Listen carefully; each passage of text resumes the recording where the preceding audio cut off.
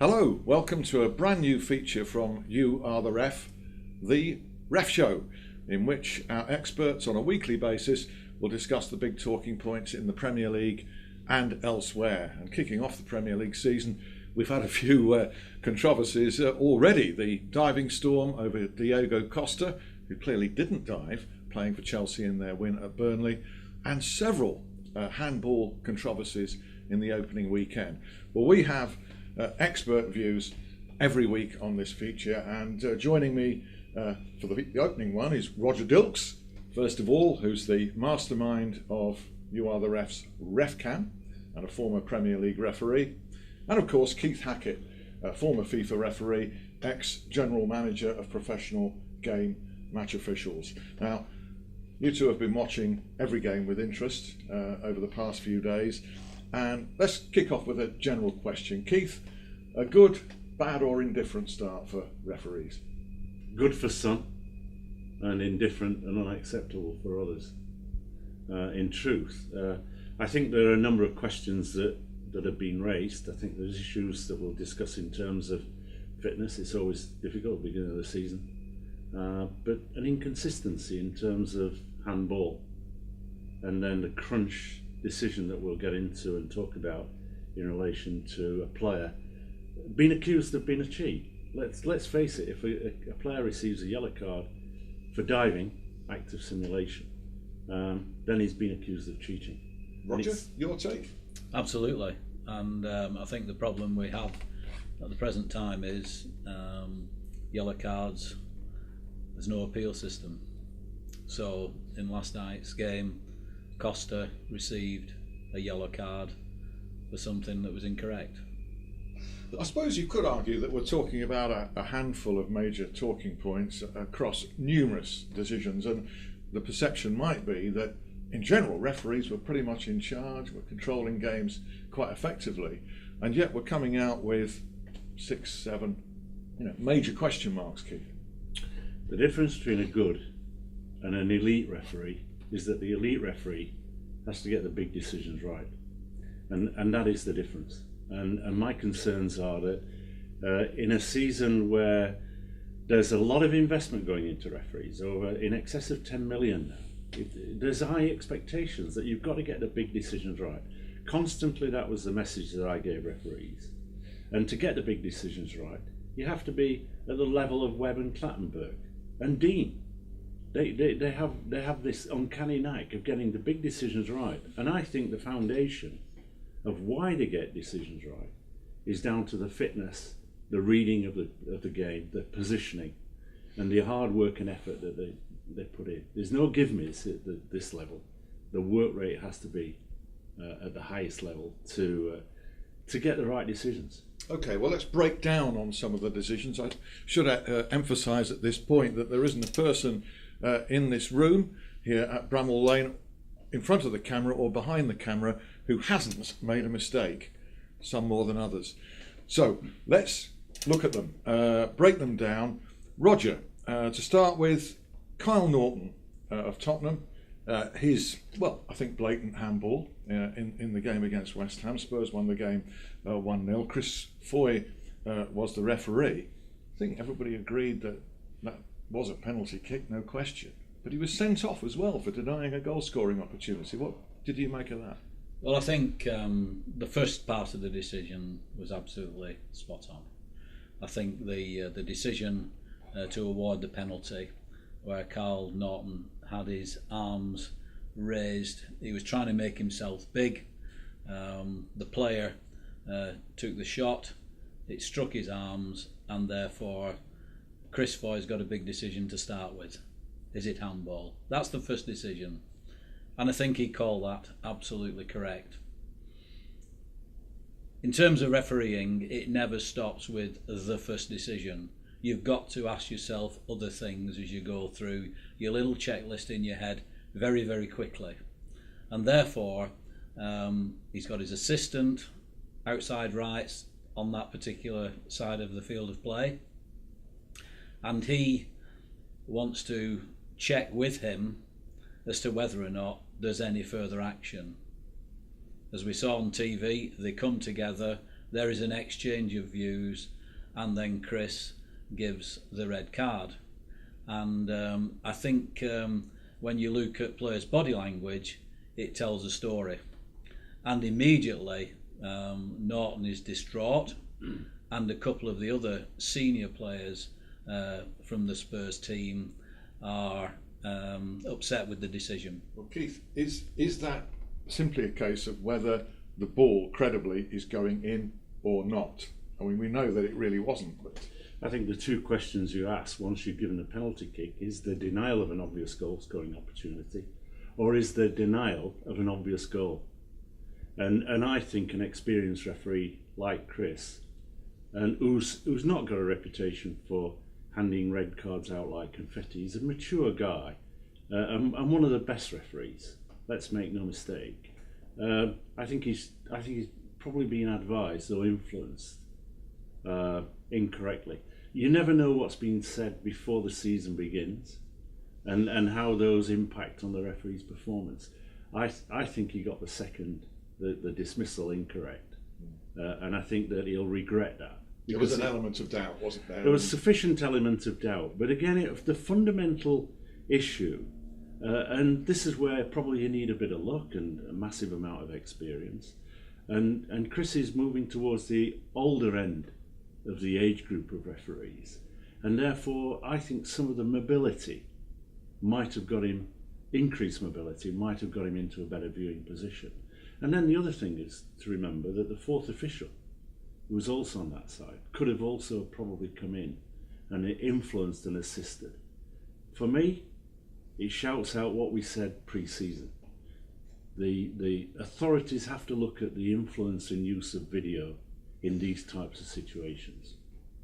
Players being dismissed, a quick, simple review, the game has stopped, would have overcome this particular problem.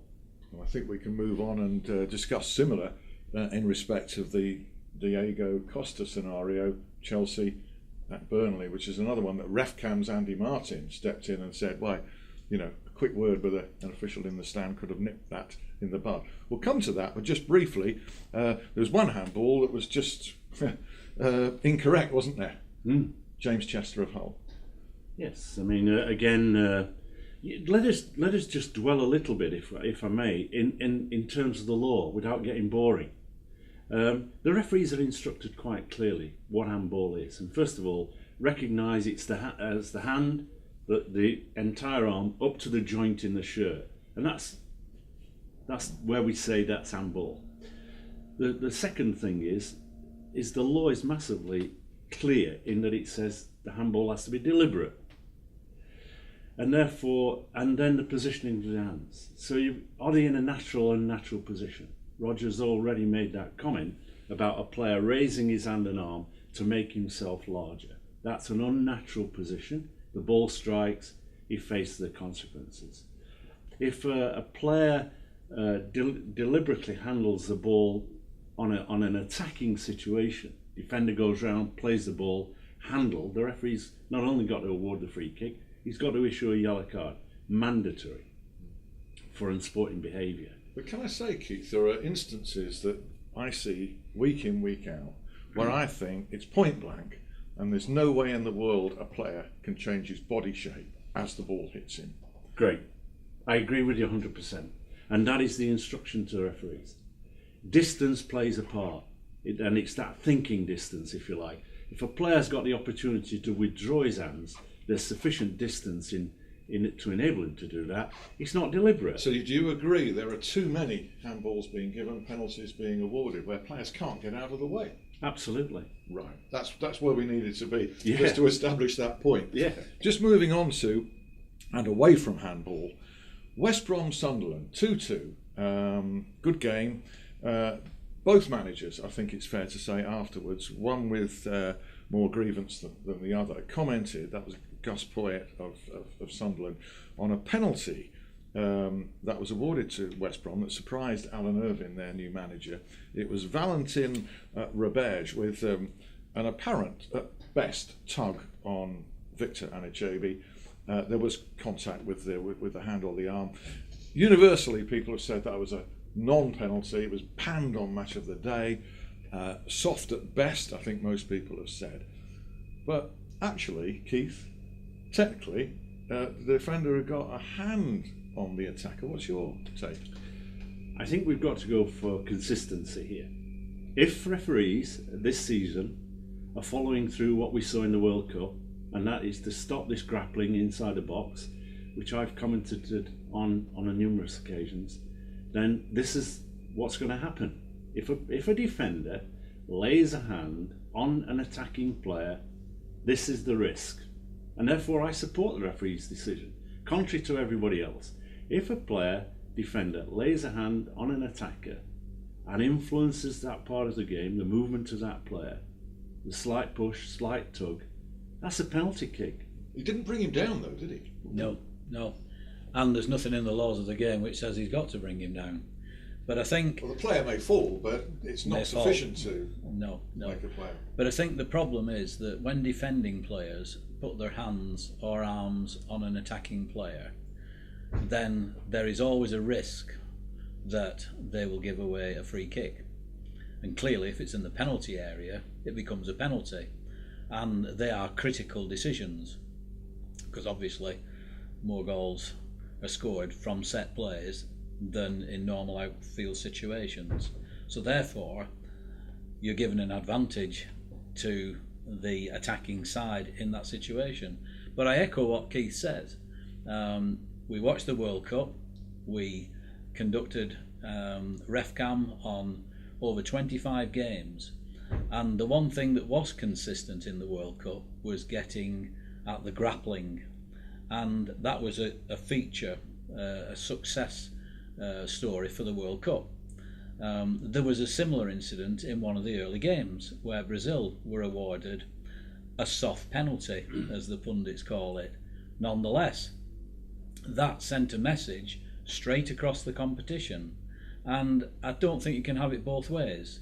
So, as I say, I echo what Keith's saying, and on this particular occasion, I'd go with Swarbrick. Okay, so we all want, I think there's general agreement, we all want grappling removed from the game. I think probably even the players do, actually, and it's being policed much more strictly. So is this the price we have to pay, Keith, then, that every so often there will be a penalty that everybody says is soft and should never have been awarded? Well, I think, is it a price worth paying? I think it's a price worth paying. I think that at the end of the day, what you don't want is, you want skill to come out in this game.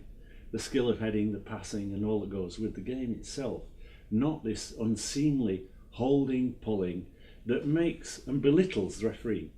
I've watched it over a number of years. I can remember having a long conversation with Hugh McIlvenney about this grappling, holding, and pulling. He was totally against it, as I was.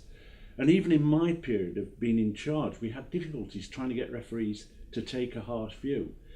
The line was interrupted when Howard Webb did his job in the European Championships and gave a penalty against Poland, and then finished up having all sorts of threats and death threats against him. And I think that put a brake on it to some degree. If this is the message that Mike Riley and his team have put across to the managers at the professional level, and this is what they're going to do, then it's important that it's followed through. Every referee now has been set a standard. And that bar has absolutely, if Swarbrick's standard is the level, has come really down from where it was last year. So, potentially you're applauding Mike Riley on that one, and also Neil Swarbrick for drawing that line on the opening weekend of the Premier League season. Be interesting to see where that one goes from here. We'll be watching it. We certainly will. Other randoms, Leicester 2, Everton 2 was a great game. There was a lot to talk about, apart from, I think quite clearly, Gareth Barry, one yellow card, looked like a blatant second yellow card offence, wasn't sent off by Mike Jones. I think Keith's just been talking about consistency.